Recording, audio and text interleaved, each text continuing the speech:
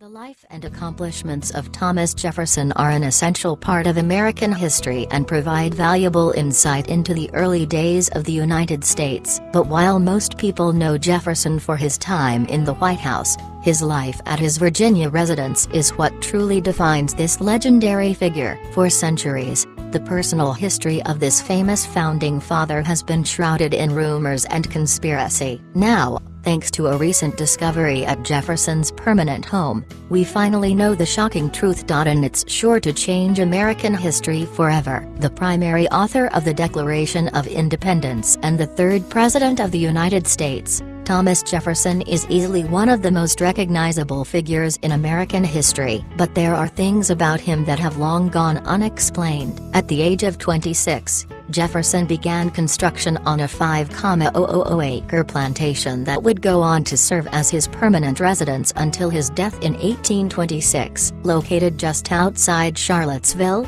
Virginia, the plantation was dubbed Monticello, which is Italian for Little Mountain. While Monticello quickly grew to become a top producer of tobacco and wheat, it also gained notoriety for employing hundreds of slaves. With this in mind, a group of historians decided to delve deeper into the history of Monticello. The various research and restoration efforts undertaken at Monticello over the years have collectively become known as the Mountaintop Project. It is through this $35 million initiative that historians hope to bring transparency to the plantation's questionable past. In 2017, archaeologists began an extensive excavation of Monticello's main grounds. More specifically, they believe that the foundation of Jefferson's original home, and the items within, was buried beneath the structure that stands on the grounds today. Shortly after the excavation began, archaeologists uncovered what was once the original mansion's kitchen. This unexpected find led to the further excavation of the area,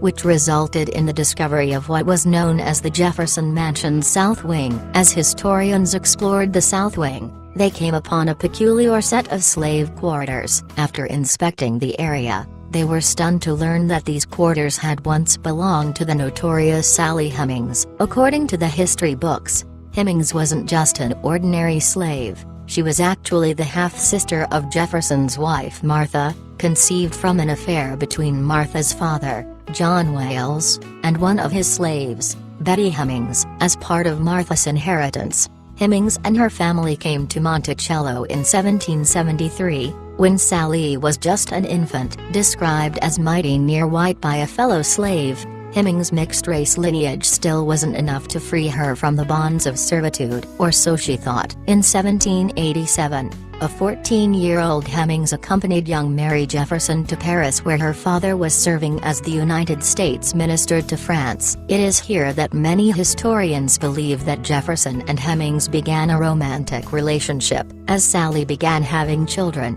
rumors swirled throughout Virginian society about Jefferson's relationship with his slave. Not only were Sally's children considerably more light-skinned than she was, but a few of them even looked suspiciously like her master. A journalist who had been slighted by Jefferson years earlier published a scathing accusation in the Richmond Recorder in an attempt to discredit Jefferson's legitimacy as a presidential candidate. Jefferson denied the rumors, of course, and was elected president in 1801. Although Jefferson never admitted to his affair with Hemings, he did eventually free all four of her children. It has also been confirmed that following Jefferson's death, Hemings was granted her freedom by Jefferson's eldest daughter, Martha, and went on to live as a free woman with her two sons, Madison and Eston. Eston Hemings went on to play a key role in solidifying the claim that Jefferson fathered Hemings' children during a 1990 DNA study. After comparing DNA taken from descendants of both Jefferson and Sally Hemings, scientists conclusively determined that, at the very least, Jefferson fathered Eston Hemings. So how does the discovery at Monticello relate to the controversies surrounding Jefferson and Hemings? Well, After historians consulted the blueprints of Jefferson's original home, they found that Jefferson's bedroom was actually connected to Hemings' quarters. Physical evidence discovered at the site also confirmed that Hemings maintained a lifestyle that was significantly better than that of her fellow slaves. Rather than living in cramped shacks, Hemings had her own quarters and other special treatment. Since the discovery of Hemings' quarters, special efforts have been made to restore the entirety of the South Wing as a tourist attraction dedicated to Hemings' life. For the first time, there will be a space at Monticello to commemorate this previously unknown woman's place in American history. The Mountaintop Project has also made a dedicated effort to teach the visitors of Monticello about the lives and struggles of the slaves who resided there during Jefferson's lifetime. With these new revelations about Hemings coming to light, several tours have also been added that shed light on Sally and her family. As historians and curators work to restore Monticello to its former glory, the story of Sally Hemings has become an integral part of the shaping of Jefferson's narrative. It is their hope that by incorporating Hemings' existence into Jefferson's story, the two can finally hold a permanent place in history together. Put a like under this video. Subscribe to the channel, click on the bell and share this video with your friends.